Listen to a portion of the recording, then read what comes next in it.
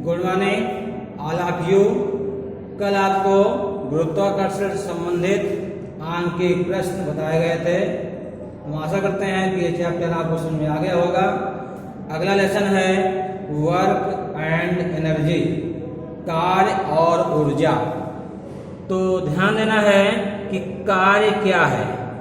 कार्य वह भौतिक राशि है जिसमें वस्तु पर बल लगाकर वस्तु को बल की दिशा में विस्थापित किया जाता है। अगर कोई भी वस्तु स्थिर है, जैसे मान लीजिए मेज पर कोई पुस्तक रखी हुई है, उसको हम खिसकाते हैं तो आगे की ओर वह विस्थापित हो जाती है। तो इससे लगता है कि हमने उस पर कोई कार्य किया, क्योंकि उसकी वस्तु की स्थिति में परिवर्तन हो जाता है।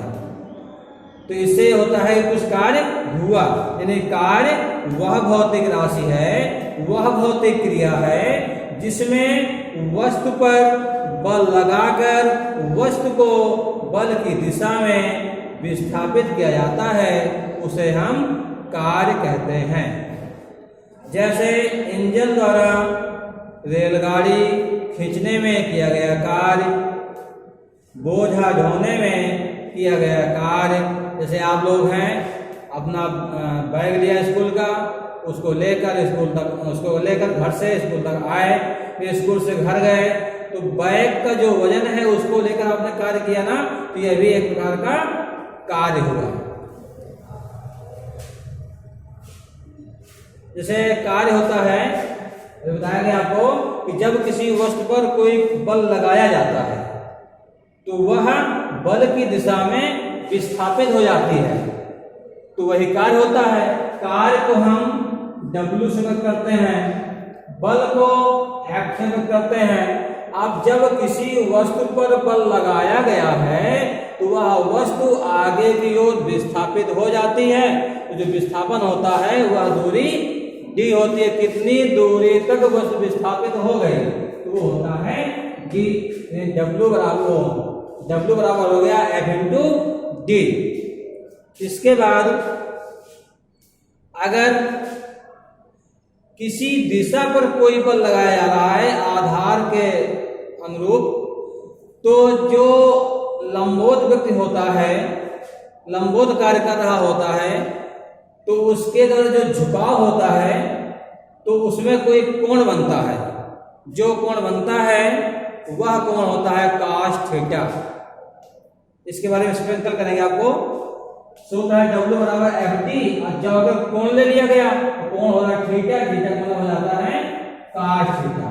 तो W बराबर हो जाता है FT cos थीटा। सूत्र का ड्राइव जो है नेक्स्ट डे बताएंगे, क्योंकि आज वो टॉपिक है नहीं है। इसके बाद अगर एक नियत बल द्वारा कोई कार्य किया जाता है, मान लो नियत बल द्वारा कोई कार्य किया जाए, तो वस्तु पर एक नियत बल F कार्य करता है, जिससे वस्तु की दूरी विस्थापित हो जाती है। यदि वस्तु पर किया गया कार्य W हो तो कार्य की परिभाषा के अनुरूप कार्य बल और विस्थापन के गुणनफल के बराबर होता है। तो इससे हम यह भी कह सकते हैं कि आपसे कोई पूछे कार्य क्या है, तो बताएंगे कार्य बल और विस्थापन के गुणनफल के बराबर होता है। इसका मात्रक न्यूटन मीटर होता है। कैसे? बल क्या है F, इसका मात्रक न्यूटन, दूरी d, इसका मात्रक मीटर, तो कार्य का मात्रक न्यूटन मीटर। इससे हमने कहा W बराबर F इंटू डी। F क्या है? न्यूटन, d क्या है? दूरी, दूरी का मात्रक मीटर, तो कार्य का मात्रक क्या हो गया? Newton metre. ये कार्य का मात्रक हो गया है। ठीक, इसके बाद एनर्जी क्या होती है, यानी कार्य करने की क्षमता। अगर एनर्जी नहीं होगी तो कोई हम कार्य नहीं कर पाएंगे। तो किसी वस्तु में कार्य करने की क्षमता उस वस्तु की ऊर्जा होती है। इसका मात्रक जूल होता है।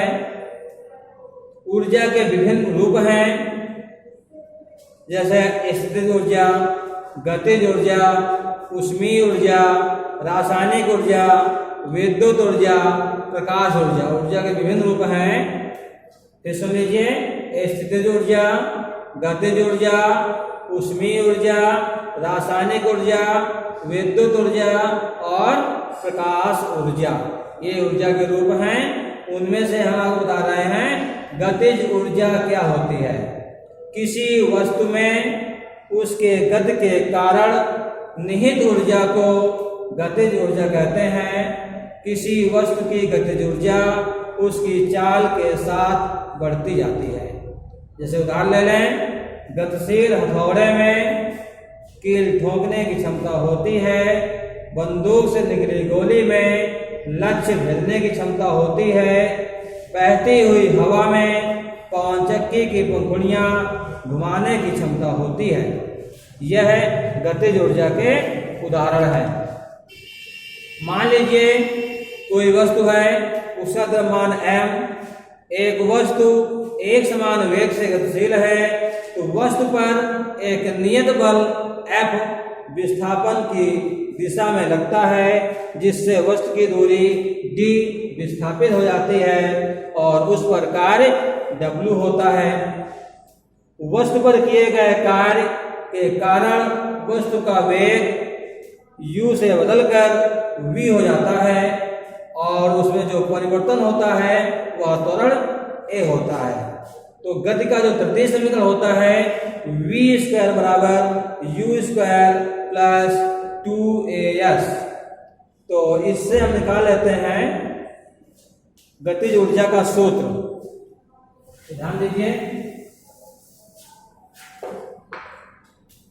गति का तीसरा समीकरण है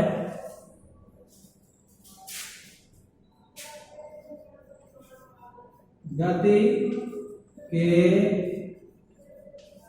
तीसरे समीकरण से v² बराबर u² प्लस 2as ये होता है।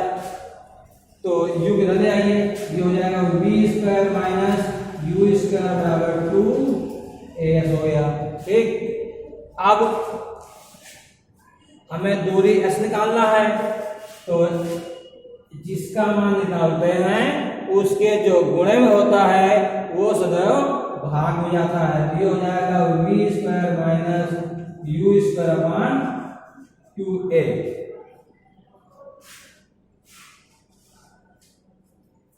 अब एक सूत्र होता है बल F बराबर ma और W बराबर होता है F इंटू डी। डी मान लो या S मान लो, कोई दिक्कत नहीं है, उसको D मानिए या S मानिए। S दिया गया है तो S मान लेते हैं, F इंटू S। ठीक, अब जब बल F बराबर ma है और W बराबर Fs है, तो W बराबर F का मान ma है, तो m इंटू a और इंटू S रख दिया। S का मान यहाँ निकाल चुके हैं, तो W बराबर हो जाएगा m into a into v² minus u² upon 2a। a से a कट गया तो क्या आया, और वस्तु का प्रारंभिक वेग u मान लेते हैं, u बराबर 0 है, तो क्या हो जाएगा W बराबर हो जाएगा mv² अपान 2। ये हो गया W बराबर हाफ mv², और इसी W को हम काइनेटिक एनर्जी के ही कहते हैं। तो किया गया कार्य वस्तु की गतिज ऊर्जा में परिवर्तन के बराबर होती है, इसीलिए काइनेटिक एनर्जी के ई बराबर हाफ mv²। ठीक, यह है गतिज ऊर्जा हो गई। ठीक है, धन्यवाद।